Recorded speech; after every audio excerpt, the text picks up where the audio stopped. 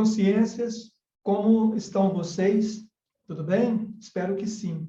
Hoje nós vamos conversar com meu amigo, um dos caras mais interessantes que eu já conheci aqui na região, que é o Nixon de Oliveira.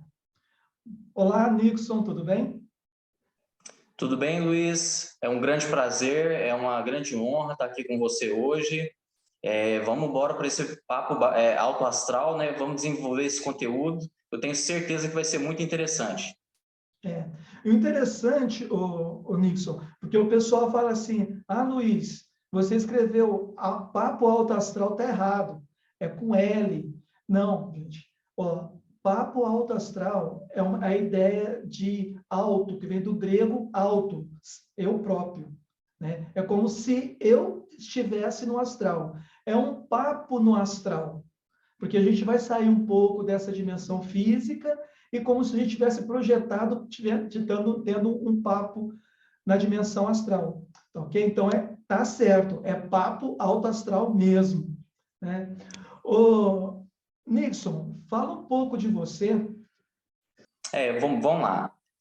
Meu nome é Nixon de Almeida Oliveira e eu sou natural aqui de Uberaba, sou formado em nutrição e costumo brincar e digo que eu escrevo desde que eu nasci. Eu já praticamente nasci escrevendo, porque a aptidão para escrita é desde muito pequeno, né? As memórias que eu tenho, eu era muito jovem, 10 anos de idade, eu já escrevia cartinhas para minha mãe, então sempre tive assim, essa facilidade para a escrita. E isso me veio a calhar em determinado ponto da vida, para começar a escrever conteúdos que eu achava que pudesse ajudar outras pessoas de alguma maneira. Tá. E você escreveu um livro chamado Reflexões da Alma. Eu quero que você contextualiza para o nosso público o que te motivou a escrever esse livro, né? E teve a primeira, segunda, terceira geração, como que está o andamento? Ele tem público, ele é digital, como que está, como é toda a história desse livro?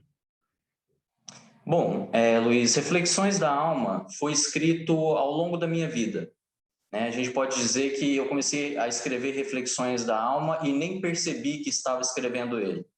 É um livro atualmente apenas físico, já foi digital, mas eu tirei ele da mídia para que eu possa lançar depois uma nova versão, que estou trabalhando nela já, e atualmente ele existe apenas de forma física, né? Foram impressos 1000 exemplares apenas, e somente através dessa forma física ele está disponível hoje aqui na cidade de Uberaba, em algumas livrarias, em alguns sebos, tem ele disponível na Biblioteca Municipal, para quem tiver o interesse, está disponível lá também. O processo de escrita, como eu te disse, eu comecei a escrever ele e não percebi que estava escrevendo um livro, né? Foram experiências que eu tive e que foram registradas e que posteriormente eu comecei a juntar as partes deste grande quebra-cabeça que é a experiência humana, né? Que todos nós passamos, todos nós vivemos, e comecei a refletir a respeito dessas experiências, por que elas aconteciam, como elas aconteciam, e comecei a tentar a buscar entender o motivo de tudo isso, né? A finalidade de toda essa experiência.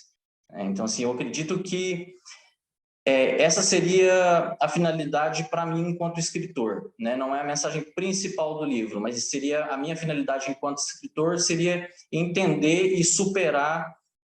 Eu vou usar uma palavra aqui que talvez não seja a mais indicada, porém eu acredito, eu penso que entender e superar o sofrimento humano, né? E essa foi a grande motivação para que eu iniciasse a compilação dos textos antigos e começasse de fato a traçar um roteiro para a escrita do livro. Você fala assim, através das suas experiências. Essas experiências é do seu dia a dia ou são experiências paranormais, projetivas? Como que é? Energéticas? Como que foi essas experiências que motivou essas reflexões? Luiz, muito interessante a sua pergunta. Foram experiências de vários tipos. desde energéticas até experiências físicas, mesmo que a gente poderia chamar de paranormal. Em alguns trechos do livro eu falo sobre energias e alimentação. Em outros trechos eu falo um pouco sobre experiências que eu tive com animais, que é algo muito comum, aconteceu, eu acredito, com pessoas que estão envolvidas com espiritualidade, estão buscando ser pessoas melhores, estão trabalhando as suas energias, as experiências com a natureza, de uma forma geral, mudam, né? Eu acredito, isso é o que eu penso, que essas experiências mudam. Então, eu tive muitas experiências com animais que ficaram marcadas e não tinha como não contar, não passar isso para frente, né? A terceira parte do livro é uma parte bem pessoal, Luiz, e é a parte que trata mais dessas experiências, seria na terceira parte do livro. A segunda parte do livro, a gente está começando com os japoneses aqui de trás para frente, mas a segunda parte do livro, ela fala mais sobre energias, né, muito relacionado à alimentação, e a primeira parte do livro fala sobre a caminhada, a jornada e a busca pelo entendimento, a busca pela verdade absoluta, que na verdade eu não penso que exista uma verdade absoluta. Toda verdade ela é dependente de uma outra verdade. Então, se você descobre algo que é diferente daquilo que você pensava ser uma verdade, essa primeira já deixa de existir. Então, todas as verdades são relativas até que surja uma nova verdade. Então, através das nossas experiências pessoais, nós vamos encontrando respostas para as nossas perguntas e a gente vai respondendo isso e isso vai configurando o nosso ser. Muito bom, hein? Muito bom. Fiquei curioso de ler esse livro. Agora, deixa eu falar. Então, vamos por parte. Essa primeira parte que você falou, você pode dar um exemplo do que você desenvolveu nessa primeira parte? Claro, vamos lá. Na primeira parte de Reflexões da Alma, é até interessante porque o princípio, ele se dá assim, no princípio, há muito tempo atrás estava grafado no portal de Delfos, na Grécia, já não existe mais essa localidade, essa região, porém, a região existe, não existe mais esse local, porém, antigamente, as pessoas buscavam oráculos para responder às dúvidas que tinham, né? Então, estava grafado no portal de Delfos, que era um local onde as pessoas buscavam respostas junto a um oráculo, né, para as perguntas espirituais que elas tinham. Lá estava grafado: homem, conhece-te a ti mesmo e ser-te-á permitido conhecer os céus e os deuses. Né? Eu achei isso muito interessante quando eu entrei em contato pela primeira vez com essa citação, porque parando para poder pensar e acompanhar o raciocínio, homem, conhece-te a ti mesmo, ou seja, se eu me conhecer se eu me conhecer na minha totalidade, enquanto ser material, mental, psíquico, emocional, astral, então se eu me conhecer de uma maneira mais completa, vai me ser permitido conhecer mais coisas a respeito do mundo e do universo, e a gente poderia falar até além disso, né? Então, nos é permitido conhecer mais à medida que a gente conhece a nós mesmos. Esse foi o princípio da primeira parte. Então, a partir daí, eu desenvolvi um raciocínio baseado em duas culturas, que é a cultura cristã, a nossa cultura cristã. Não tem nenhuma religião específica que eu poderia te falar assim, não, foi só nessa religião que foi baseado. Não, foi baseado no cristianismo. E isso aqui é o interessante e o importante, porque de todas as religiões que se denominam cristãs, o que elas têm em comum é que elas são cristãs, exatamente. Então, foi o cristianismo e parte da cultura hindu, do hinduísmo, que seria a parte da Bhakti Yoga. Bhakti Yoga, para o pessoal, às vezes não tem contato com esse termo, e depois se achar interessante buscar mais também para poder entender, yoga devocional. Porque a gente ouve muito falar sobre yoga, né, na internet, em textos, a gente ouve bastante falar sobre yoga, principalmente nos dias de hoje, está uma febre. Na pandemia também, acredito que teve um grande aumento, uma grande procura por esse termo, mas as yogas não são iguais, existem várias formas de yoga, E a Bhakti Yoga é uma das maneiras que existem dentre vários outros tipos de yoga dentro do hinduísmo. Eu costumo falar que é uma caixinha dentro de outra caixinha. O hinduísmo é uma religião tão vasta que ele possui, é como se fosse uma grande árvore cheia de ramificações. E a Bhakti Yoga é uma dessas ramificações, que aí seria a yoga devocional. Então, tudo que eu encontrei, que eu pude fazer um paralelo entre a yoga devocional do hinduísmo e o cristianismo, eu tentei trazer de uma maneira de fácil entendimento para o leitor, para que ele pudesse absorver tudo aquilo que servisse para ele. Eu escrevi para as pessoas, a partir de determinado momento, como se eu estivesse escrevendo para mim mesmo, para o meu autoaperfeiçoamento. Tanto o subtítulo do livro Reflexões da Alma, Autoconhecimento e Evolução Espiritual. Então, autoconhecimento e evolução espiritual.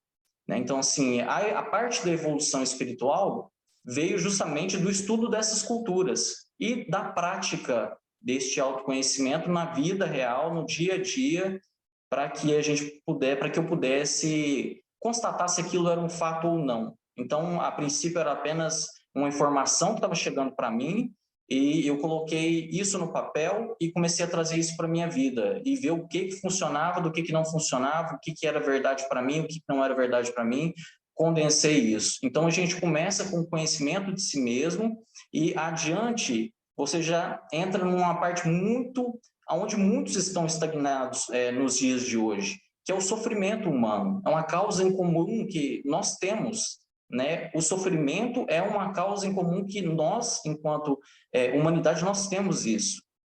Essa parte do sofrimento. Todo mundo sofre de alguma coisa ou por alguma coisa. Então, eu quis entender o sofrimento, tirar o véu desse sofrimento, jogar luz sobre esse sofrimento e entender, porque dessa maneira eu consegui, pelo menos na minha própria experiência, tirar o poder que esse sofrimento tinha sobre mim. E isso foi magnífico. Então, assim, estudando o cristianismo, a Bhakti Yoga, consegui fazer um compilado de ideias ali. Dentro do livro fica muito bacana de se estudar, né, seguindo essa linha do autoconhecimento, da superação do sofrimento, da necessidade da reforma íntima, né, da reforma interior, e de buscar ser um ser humano melhor e parar de sofrer, começar a viver uma vida mais plena, uma vida mais harmônica, uma vida mais conectada. Muito bom. Começando pelo autoconhecimento, né, Nixon? Porque quando a gente fala em autoconhecimento, as pessoas não sabem nem por onde começar. Né? Porque o autoconhecimento, a pessoa fala assim, eu me conheço. Minha mãe foi tal, meu pai, meus irmãos, eu trabalho com isso, eu sou aquilo. Mas o autoconhecimento é muito mais do que essa persona que aqui está, ou que aí está, né? Então, o autoconhecimento envolve esse corpo físico, mais as múltiplas vidas, você nessa dimensão, o seu ser energético, o seu ser extrafísico, o ser mental. Isso é autoconhecimento, né? Então, esse compilado, dentro dessas reflexões, traz todo esse conhecimento embasado no hinduísmo e no cristianismo. Cara, é top. Sim. Top. Porque é muito amplo, né, esse autoconhecimento. Muito bom. Agora, assim, falando de autoconhecimento e evolução, que é o tema que eu mais gosto, evolução da consciência, sabe? Porque Sim. tudo tem um processo evolutivo. Qual que é a sua visão sobre a evolução da consciência? Luiz, interessante. Então, mais uma vez você tocou num ponto de extrema importância ao meu ver. Sem autoconhecimento não há evolução, né? Eu poderia dizer dessa maneira, eu poderia colocar dessa forma: sem autoconhecimento não há evolução. Estou com Allan Kardec quando ele diz que nós somos criados seres simples e ignorantes, né? Eu não consigo ver para trás disso, né? Mas eu acredito que deste ponto, quando a gente é criado, somos criados seres simples e ignorantes. e que a partir das experiências que nós vamos tendo, em qualquer plano que seja das nossas existências anteriores, em qualquer vida que seja do nosso ciclo reencarnatório, nós vamos tendo experiências após experiências, essas experiências vão marcando no nosso corpo astral impressões. Nós vamos ficando com essas impressões e na próxima vida a gente vem com um pouco mais de informação e depois a gente vem com um pouco mais de informação e a gente vai tendo que lidar com isso de alguma maneira. Física, mental e espiritual, da maneira astral, porque a gente sabe que não para por aqui, né? Geralmente a gente vai só física, mental e espiritual, mas a gente não pensa na parte astral. Que, por exemplo, quando a gente dorme, nós também estamos evoluindo. Quando nós dormimos, nós estamos ainda em atividade. Não é uma morte o momento do sono, né? Então, existe o progresso da consciência também durante o sono. Algumas consciências têm a capacidade de desenvolver as projeções astrais. Eu acho isso extraordinário. Nunca tive uma projeção astral, tive outras experiências, mas a gente já sabe que, através de milhares, não saberia contar quantos relatos de pessoas que fazem as projeções astrais e que têm a certeza absoluta dessa realidade, e outras pessoas ainda estão na fase de crer, né? Então, eu até aqui creio na projeção astral porque eu nunca experienciei a projeção astral. Mas está tudo ligado dentro desse autoconhecimento. À medida que você vai tendo experiências, à medida que você vai lidando com as informações que você traz do passado, porque se você parar para poder analisar, nós temos passado, presente e futuro. Porém, desses três, apenas um é realidade, é o momento presente. Então, assim, nós temos o passado que nos é como uma memória de coisas que nos aconteceram e temos o futuro que a gente, eu poderia colocar de uma forma mais simples, não consegue ainda prever. Estou colocando de uma maneira bem simples porque é claro que cabem muitos parênteses, né? Porque depende. Tem pessoas que conseguem ter essa visão do futuro, fazendo uma projeção astral, já conseguem entender que rumo as coisas estão tomando, né? Mas eu sou daqueles que acreditam na seguinte maneira de evolução da consciência. Você determina o seu futuro quando você começa a ter consciência da sua experiência. Quando você começa a trazer consciência para a sua experiência, seja ela qual for, você começa a determinar o seu futuro. No livro, isso entra na parte que fala sobre o karma e o dharma. São dois termos de muito fácil fazer confusão com esses dois termos, Luiz. E o karma, basicamente, seria, eu vou colocar de uma maneira bem simples aqui, seria tudo aquilo que a gente tem em débito, tudo aquilo que a gente tem que passar para poder corrigir os nossos atos passados, né? E o Dharma seria o contrário, tudo de bom que a gente tem para poder receber das nossas ações passadas. Então, só que restringir o nosso futuro à palavra karma e dizer que tudo que nos acontece é devido ao destino que já está selado, não, eu não acredito nessa parte. Eu acredito que isso é fluido, né? Tanto é que dentro de algumas doutrinas eles colocam isso da seguinte maneira: às vezes você fez coisas que não são cosmoeticamente corretas, e aí você adquire um certo karma, mas num outro momento você faz coisas que são cosmoeticamente certas, adequadas. Eu gosto muito desse termo adequado, não gosto do termo errado ou certo, gosto de adequado e inadequado. Então, quando você faz coisas que são eticamente adequadas, você adquire esse dharma, e um compensa o outro, né? Isso é fluido, isso não é pré-estabelecido nem rígido. Se fosse rígido, toda essa estrutura não se sustentaria. E a gente começa a desenvolver e evoluir a nossa consciência à medida que a gente vai trazendo luz para as experiências que a gente vai tendo. E aí, se a gente não está numa condição legal, a gente quer melhorar e, assim, é um passo de formiguinha, Luiz. Não tem como a gente dar um salto quântico na evolução. né? Então, nós temos uma experiência vasta de vidas passadas, muitos outros momentos onde foram gravados em nós, na nossa consciência, no nosso corpo espiritual, informações que a gente traz de uma maneira muito pesada até hoje, mesmo sem se lembrar, mesmo sem saber, e a gente tem que lidar aqui no dia a dia com a questão da ansiedade, com a questão da tristeza, com a questão do sofrimento, com a questão do desconforto físico, às vezes de alguma imperfeição física com que a gente venha. Então, a gente tem que lidar com isso. E é a forma com que a gente lida com isso que nos permite evoluir a nossa consciência. Isso é o que eu penso, o que eu acredito, o que eu trago dentro de reflexões da alma. Perfeito. Gostei muito quando você falou de cosmoeticamente, né? Porque a cosmoética é algo, sim, é bem amplo, né? E essa questão do karma, para algumas pessoas, ela sempre leva para um lado negativo. E o karma é nada mais, nada menos do que causa e efeito, né? Se você teve uma boa ação, você vai colher os frutos daquela boa ação. E se você teve uma ação inadequada, como você falou, você vai também vai colher o fruto daquelas ações. Isso é o nosso karma, né? Então, não é algo negativo, positivo, não.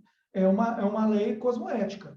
É uma lei, né, que rege a nossa existência de todo o universo, né? Causa e efeito. Mas muito bom esse conceito que você levantou entre karma e dharma. Muito bom. E você trouxe de uma maneira também complementando muito perfeito, viu? Sim. Eu gosto desse assunto também de cosmoética, de karma, causa e efeito, casualidade. Bom, nessa segunda etapa, que vai falar sobre os animais, né? Quais experiências com animais te fez você ter reflexões no seu livro? Nossa, essa aqui eu posso te contar uma, dentre muitas, tem uma que me marcou muito, me marcou bastante. É uma experiência totalmente, como que eu poderia dizer, inusitada, até mesmo hilária. Porque imagine que você tenha uma situação que você está tendo uma praga no seu quintal e você tem a necessidade de fazer um controle. Nós que buscamos entender um pouco da espiritualidade, o mínimo da espiritualidade, o mínimo sobre nós mesmos, a gente absorve desde o início de que não é legal matar outros seres, né? Então a gente tenta evitar ao máximo matar outros seres, mas existem eventos na vida física onde é necessário fazer controle de algumas pragas. Foi o caso que eu estava vivendo há muitos anos atrás, em que eu estava tendo um problema com lesmas no meu quintal. E eu estava numa fase de atividade espiritual muito intensa. E eu estava estudando a respeito dos chakras e tentando entender e procurando desenvolver esse tema. Apesar de eu não falar muito no livro a respeito de chakras, eu falo muito sobre energias. E as energias e os chakras estão ligados diretamente. Não tem como falar de um e desvincular do outro, não tem jeito. Né? Só que eu abordo as energias dentro dessa fase, dentro dessa parte do livro, dentro do conceito hindu. Então, aí é que existe a diferença, mas essa aí fica para o leitor, para ele poder buscar. Mas vamos lá. Então, eu estava tendo uma infestação de lesmas no meu quintal. E, por vezes, durante a meditação, eu conseguia sentir um formigamento, sabe, entre as sobrancelhas, e às vezes em algumas outras partes do corpo, sensações durante a meditação. E isso era muito interessante porque eu estava iniciando, né? Mas eu não sabia a dimensão que isso tinha. Voltando, a gente absorve dos ensinamentos que não é legal matar outros seres, certo? E eu tinha que fazer esse controle de pragas, mas eu estava hesitante porque eu não queria ter que matar nada, nenhuma espécie de bicho, nada. Na época, eu me recordo até, é hilário isso, porque eu não matava nem pernilongos lá na minha casa, então não matava nada, nenhum tipo de bicho. E chegou um dia que não teve jeito, eu tive que fazer uma dedetização lá e tive que eliminar, acabar com as pragas. No ano seguinte, voltou a época da chuva de novo, as pragas voltaram. E eu continuei no meu processo de aprendizado. Não cessou, não interrompeu. E numa bela noite, eu não tinha notado nada no meu quintal ainda, mas eu vou falar para você o que aconteceu. Uma lesma passou pela porta da minha cozinha, ela percorreu um trajeto de aproximadamente 7 metros, ela cruzou um portal de uma porta, ela desceu pela cabeceira da minha cama e ela parou entre as minhas sobrancelhas. E eu acordei à noite, botei a mão na testa, senti aquilo, falei, meu Deus, o que é isso? E já acordei desesperado, corri para o banheiro para lavar minha cabeça, porque naquele momento eu soube o que era. Me deu uma aflição, um desespero tão grande, mas a sensação que eu tinha naquele momento era de sentir a onipresença do todo. Naquele momento eu consegui me sentir conectado com tudo. Eu não sei o que é que aconteceu, mas para você ver, é uma experiência inacreditável. Essa foi a mais marcante de todas. Eu tive outras experiências, mas nenhuma igual a essa. Eu corri para o banheiro, lavei minha cabeça, lavei meu rosto, depois joguei ela no quintal lá de novo, mas a lição, o que eu senti naquele momento era como se, eu vou usar aqui a expressão Deus, tá bom? Apesar de que eu sei que existem tantos deuses quanto pessoas, porque a visão de Deus para cada pessoa é uma coisa única. Cada pessoa tem a sua forma de enxergar, de sentir, de presenciar Deus, mas é como se Deus estivesse me mostrando naquele momento que ele também estava presente ali naquela lesminha, né? E que ele fazia parte daquilo também, e aquela lesma também tinha o direito de existir. Então, assim, foi uma experiência muito marcante. Ixi, forte também. Eu senti até energia aqui do seu relato, muito interessante mesmo. Quando eu olho um formigueiro, quando eu olho aquela civilização inteira, eu tenho um sentimento com aquele povo ali, sabe? Porque é uma nação inteira, né? É uma civilização inteira. São seres vivendo o seu cotidiano, o seu dia a dia, como a gente. Mas cada um no seu processo, né? Cada um no seu processo, cada um na sua evolução. A gente não sabe como é que funciona a evolução desses seres, né? A gente está procurando entender a nossa evolução, né? Imagina agora dos seres que não faz parte ainda da nossa estágio evolutivo. Exato. Mas bacana esse relato.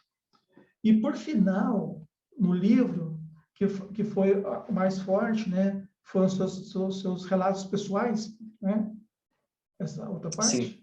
O que você escreveu nessa outra parte do livro, nessa parte final? Conclusão geral. A terceira parte do livro, Luiz, a terceira parte, é a parte mais pessoal. A gente pode falar que a primeira parte é um tanto quanto, apesar de ser baseado nas minhas experiências e estudos, ela ainda cabe para todo mundo, a primeira parte. A segunda parte cabe para algumas pessoas. Lá eu falo sobre energias e alimentação, sobre vegetarianismo. Fui vegetariano durante 8 anos. Depois disso eu voltei a comer carne por motivos pessoais, também de aprendizado, também de entendimento, de busca pela compreensão. Continuo no processo, mas a terceira parte é a parte onde eu, inclusive, advirto o leitor para que ele leia um texto por dia, para que ele não passe de um texto por dia. Porque é um livro que não é um livro muito longo, porém, a informação contida naquele um texto, se forem lidos todos os textos da terceira parte de uma maneira muito rápida, o leitor corre o risco de não absorver a informação espiritual que é tentado passar ali naquele momento, porque foram textos que foram escritos totalmente de uma maneira intuitiva, não teve raciocínio, não teve pausa para pensar. Foram textos que me ocorreram, foram textos que chegaram a mim. Alguns deles têm nomes, outros não têm nomes. Eu acho que eu procurei manter data em todos eles, apenas por uma questão de ordem cronológica das coisas, mas essa terceira parte é uma parte que ocorreu de uma maneira completamente intuitiva. Então, assim, eu posso dizer que foram mensagens que eu recebi para o meu aprendizado, para a minha evolução. Entendi. E isso era a minha pergunta. Quando você falou que você escreveu sobre reflexões da alma, eu pensei assim, será que foi um processo parapsíquico, né, de psicografia, de inspiração extrafísica? Aí você já matou a charada. Por ser reflexões da alma, logicamente, para você escrever todo esse processo, você teve algum tipo de inspiração. E mesmo se fosse só suas mesmo, sabe? Eu vejo que quando você fala com propriedade a sua experiência, é mais rico do que você contar a experiência de outro. Sabe? Porque ali tem a Exato. sua verdade, a sua experiência. E a sua verdade que vai fazer ligação com a outra consciência ali. Né? Porque é muito fácil Exato. você chegar e falar assim, olha, Sócrates, Aristóteles falou isso. E você fazer um livro maravilhoso falando sobre os pensamentos dos outros. Né? Sim. Mas o que é bacana é você trazer à tona essas informações e passar pelo seu filtro. Né? Porque mesmo sendo inspirado, essa outra parte passou pelo seu filtro.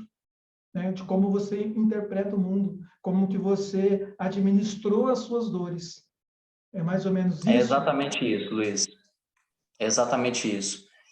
Se você me permite fazer uma observação aqui dentro dessa terceira parte, um dos textos mais marcantes, na minha experiência, foi o texto em que eu faço uma breve resenha do livro Paulo Estevão, de Chico Xavier, e só que com a minha ótica, com o meu entendimento, que era naquela época, aquilo que eu senti naquele momento, e descrevo, né, toda a narrativa trazendo para minha experiência, né, e mostrando para as pessoas que elas podem ter também ou estar também naquele momento ou ter aquela dor ou sentir aquela dificuldade.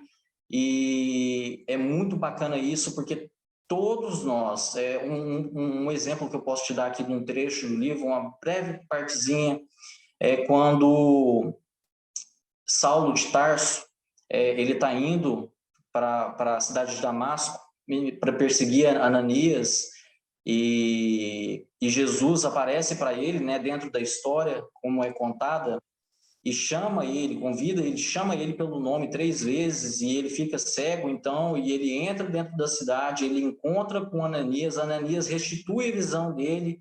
Então, assim, o todo está o tempo todo nos convidando a evoluir. Agora, se a gente estiver cego, se nós estivermos cegos, se a gente não tiver com os ouvidos bem atentos, se nós não estivermos bem antenados com as informações que chegam para a gente através da intuição, através de outros meios extrafísicos também, às vezes físicos, às vezes eventos do cotidiano, ou seja, a gente está sendo convidado o tempo todo para evolução, para evoluir. Basta que a gente esteja disposto a fazer com que isso aconteça, né? E também, lá no comecinho do livro, eu falo, não existe reforma que não gere tumulto. Toda reforma vai gerar um certo tumulto no início, né? Você vai ter a sua casa limpa e organizada depois que a reforma estiver concluída. Então, a gente é convidado, a gente precisa de passar por um processo de depuração espiritual, até mesmo física, muitas vezes, né? No caso de pessoas que sofrem por vícios, no caso de pessoas que sofrem, e vícios não só vícios materiais, não, vícios emocionais também. Então, todo esse sofrimento, a gente precisa de passar por essa reforma, por esse autoconhecimento, para que a gente possa jogar a luz em cima daquela dor ali, entender ela e saber como elevar a nossa vibração, saber como elevar a nossa energia, né, para que a gente não esteja à mercê, mais uma vez aqui, do karma, né, que seria apenas a colheita dos frutos que a gente está produzindo o tempo todo. Então, o convite para a evolução, ele existe, ele acontece dioturnamente para a gente, né, e basta que a gente aceite humildemente essa missão de evoluir. A gente sabe, como você bem colocou, a cada um no seu tempo, cada um no seu momento, cada um dentro do seu processo. Mas o que eu poderia te dizer como minha experiência pessoal é que quando a dor bate forte demais, a tendência é que a gente se renda a esse autoconhecimento, né? Porque costumo dizer que o sofrimento, ele alavanca o desenvolvimento humano, porque chega um determinado ponto que a pessoa não aguenta mais, ela quer sair daquela situação, e aí ela busca entender o que está acontecendo. Muitas vezes ela se entrega, aqui entraria a parte da Bhakti Yoga, né, que é yoga devocional, ela se entrega aqui a essa divindade que ela sabe que está dentro dela, né, que habita nela e em tudo ao redor dela, que está tudo conectado, que todas as coisas estão unidas, do ar que você respira, a água que você bebe, ao fogo, ao éter, todas as coisas estão ligadas, as formas de vida, né? Então, o nosso convite, ele é estendido a todos, seres humanos ou não, o convite da evolução, ele é estendido a todos, o tempo todo. A verdade, ô Nixon, que nós estamos fadados à evolução. É uma lei universal, né? Uma lei, assim, praticamente que ultrapassa o nosso entendimento. Tem uma frase bíblica, quando Abraão sai do meio da sua parentela, e Deus fala para ele assim: sai do meio da sua parentela, vá e sede perfeito. Isso foi o primeiro mandamento de Deus: ide e sede perfeito. Então, todo esse processo nosso vai em cima dessa evolução que a gente está buscando. Por mais que a pessoa está inconsciente para essa realidade, de alguma forma, de alguma maneira, de tanto tropicar e levantar, ela vai começar a despertar, né? Ela vai falar assim: opa, já passei por isso. Então, aquilo que me fez sofrer no passado, eu não vou sofrer mais, porque eu já estou praticamente calejado, né? E eu vou ter forças o suficiente para ajudar o outro a superar. É o que você fez nesse livro. Através de toda a sua experiência de autoconhecimento, de autoentendimento, você fala assim: agora eu posso escrever um livro que eu posso ajudar algumas pessoas. Agora, deixa eu te perguntar. Esse livro, ele vai ser relançado pela Amazon. Sim. Reflexões da Alma foi o início de um trabalho, para mim, de um trabalho muito grande, para mim, enquanto consciência. Desenvolver este trabalho na prática tem sido a minha missão de vida desde que eu o escrevi. Eu costumo também brincar com as pessoas mais próximas, mais íntimas, que não tem como tirar o livro de dentro de mim, porque eu sou o livro. Então, e o livro faz parte de mim. Então, tudo que está lá, eu vivenciei, né? Eu acho que isso é o que me conforta, e quando não me conforta, que já não é o caso mais assim de eu sofrer algum tipo de desconforto, mas me impedia de seguir por caminhos que eu sabia que não eram caminhos mais adequados, porque eu pensava: mas eu já passei por aqui, poxa, mas eu já vivi isso aqui, mas eu escrevi sobre isso aqui. Então é assim, mais ou menos dessa forma que funciona, né? E aí eu comecei a colocar isso para funcionar na minha vida, depois de entender todo o processo, todo o funcionamento energético, né, e espiritual, como que a matéria se relaciona com as energias mais sutis, para mim ficou muito mais fácil de viver as experiências ao ponto de que a gente começa, como você disse, a gente cai uma vez, levanta, cai de novo, levanta, cai de novo, levanta. Entre uma queda e outra existe um lapso de tempo, existe um tempo entre uma queda e outra. O que é esperado da nossa evolução espiritual, acredito eu, é que os períodos entre uma queda e outra se tornem cada vez mais curtos, né? Então, assim, se antes você ficava levantei, caí, levantei, caí, levantei, caí, depois você começa, levantei, caí, levantei, caí. Aí depois você começa, levantei, aí lá na frente você cai de novo. Isso é muito gratificante, porque quando você começa a saber administrar um pouco mais das suas energias e controlar um pouco mais da sua aura, de como você interage com a natureza, de como você interage com outros seres humanos, aqui cabe uma parte muito bacana para todo mundo da espiritualidade, para todo mundo que gosta desse tema, para todo mundo que busca ser melhor a cada dia. Porque todo mundo que estuda a espiritualidade, se você não aprendeu a lidar com seres humanos, você ainda não aprendeu nada. Então é assim, quando você começa a aprender a lidar com os seres humanos, você está começando a entender como tudo funciona, isso é um ótimo sinal, mas se você não está dando conta de lidar com os seres humanos, opa, peraí, tem alguma coisa para ser absorvida, entendida, para jogar a luz em cima, para trazer para a consciência, e não de maneira a se sentir arrependido ou ficar carregando fardos do passado, não, é para jogar a luz em cima daquilo e entender que aquilo não é você.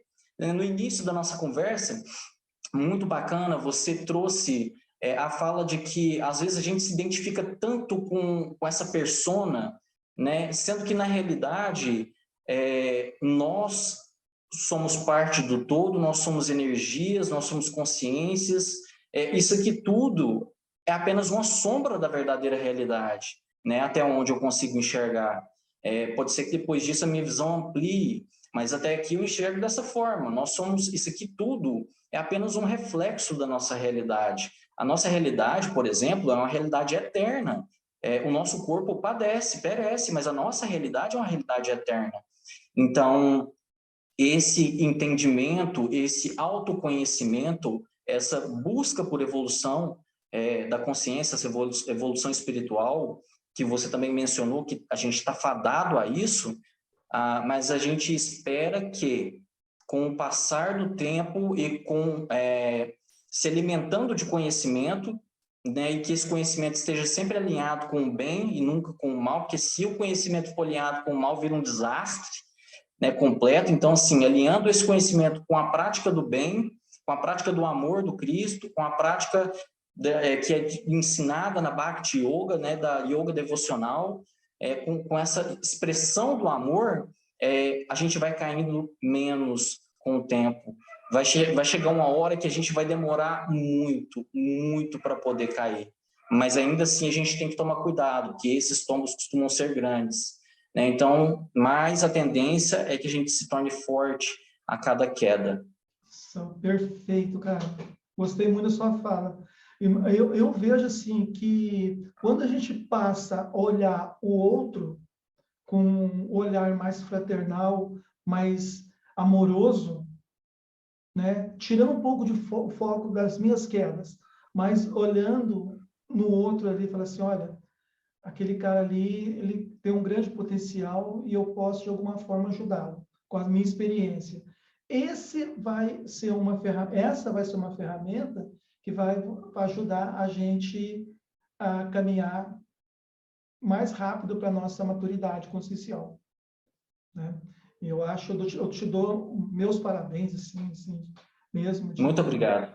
de fazer esse trabalho super existencial e sem esperar nenhum retorno, né? Isso que é bacana, porque quando você escreve, você não sabe para quem você está escrevendo.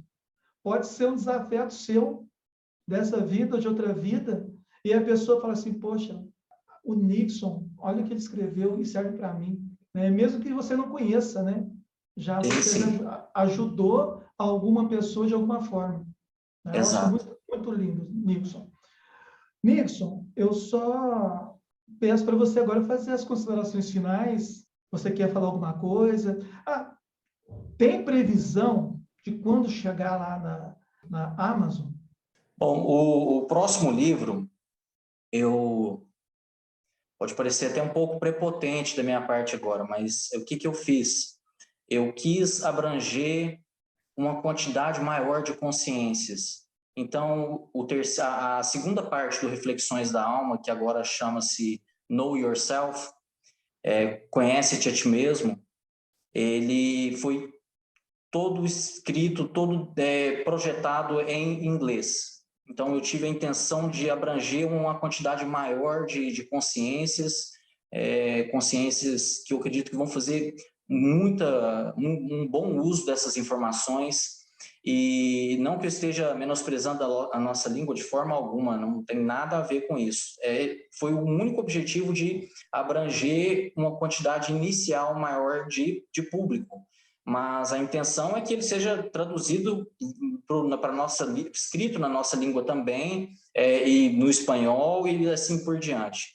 Mas esse trabalho do Know Yourself foi pegar toda a parte que, digamos assim, que era pessoal demais. Eu tentei trazer essa informação de uma maneira um pouco mais impessoal, para que a maioria das pessoas conseguissem se identificar através do exemplo, né? Porque eu acho que é a coisa mais importante.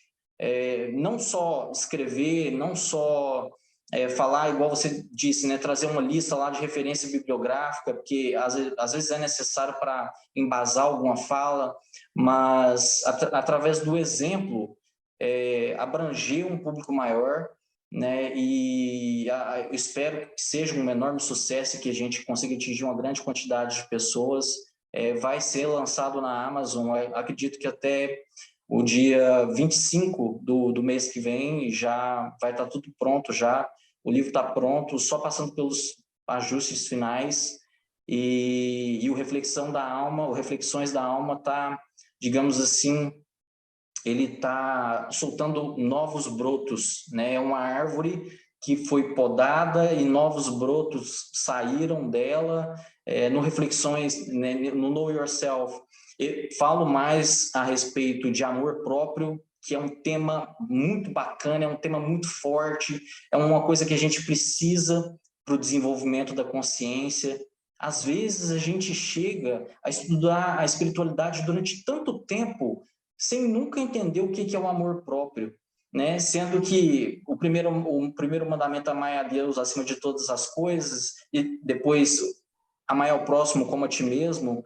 Como se amar, né? Como que eu vou amar o outro se eu não sei me amar, né? Então, eu peguei o Know Yourself, retrabalhei Reflexões da Alma, e agora ele soltou novos brotos aí, novos brotos que tenho certeza que vai ser de grande ajuda para quem estiver preparado para absorver a informação.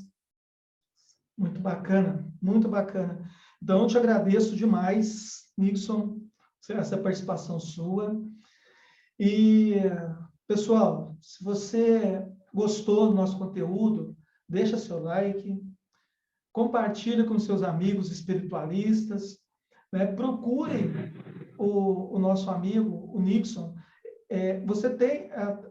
Bom, você tem que vir aqui em Uberaba e procurar o livro dele para comprar. A gente pode deixar o meu contato nos comentários, quem tiver necessidade de tirar alguma dúvida, ou fazer alguma crítica ou elogio, ou fazer algum pedido, pode entrar em contato através do WhatsApp, que a gente atende com o maior prazer. Então tá, então vai estar na descrição do vídeo o contato do Nixon, tá? Nixon, você tem alguma rede social que você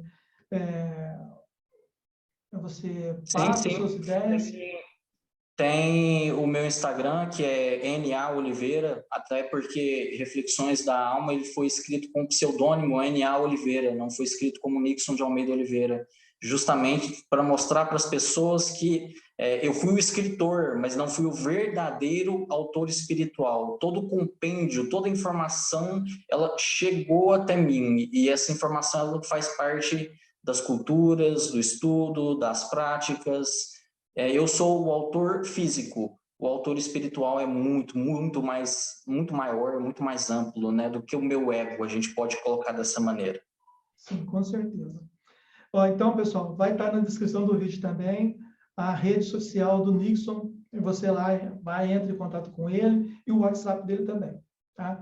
Então, até uma próxima, e muito obrigado, e fique em paz, gente. Obrigado. Muito obrigado pela oportunidade de participar do programa, foi um papo super alto astral, eu adorei estar aqui com vocês, e, pessoal, divulguem aí, e um excelente trabalho também que você está realizando, Luiz, parabéns pela iniciativa, né, e vamos continuar evoluindo, todo mundo junto. Muito obrigado.